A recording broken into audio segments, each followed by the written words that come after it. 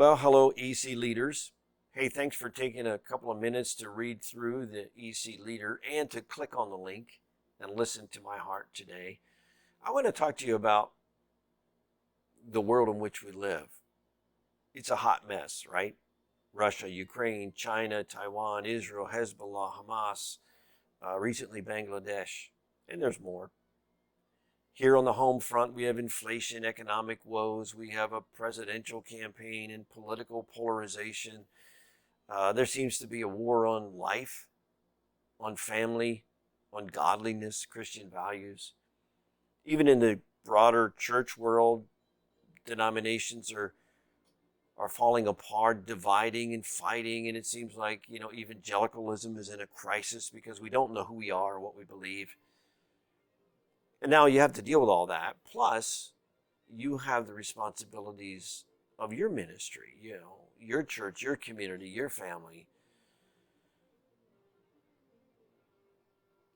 And if I had to say something to you today, I would say this: don't grow weary in well-doing.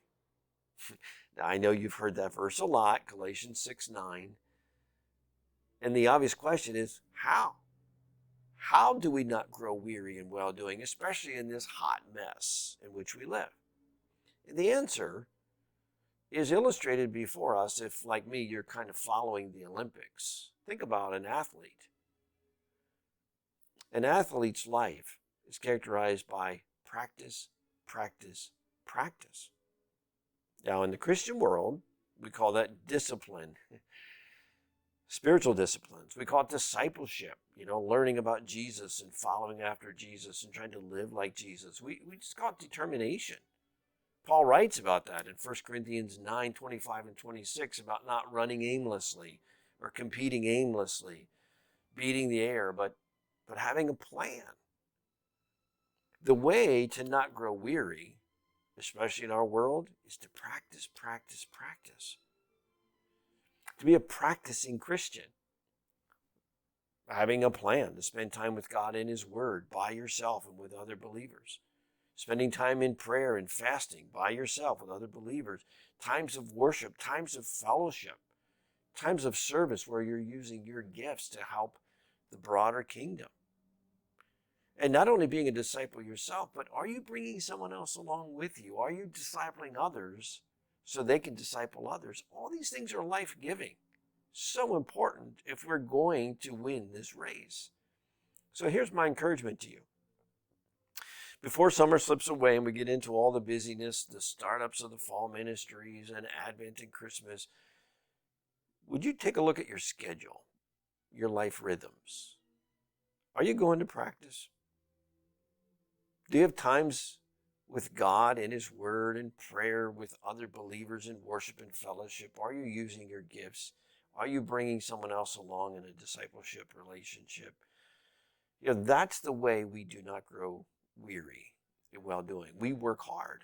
We practice our faith.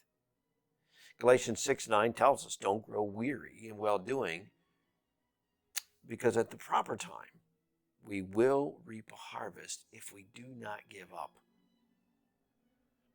Friends, I'm praying along with you that God does a work within us. We want to be a dynamic movement of people who have a burning passion for God and a missionary zeal to reach the lost.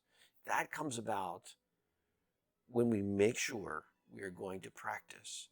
We can live in this world with joy and in victory, even though it's a hot mess. We can actually not grow weary in well-doing if we're willing to put in the work to be the people of God. I'll be praying along with you and ask you to pray along for me that we make sure we are practicing Christians, not weary Christians in the world in which we live. Hey, until I see you again, thanks for all you do, and God bless.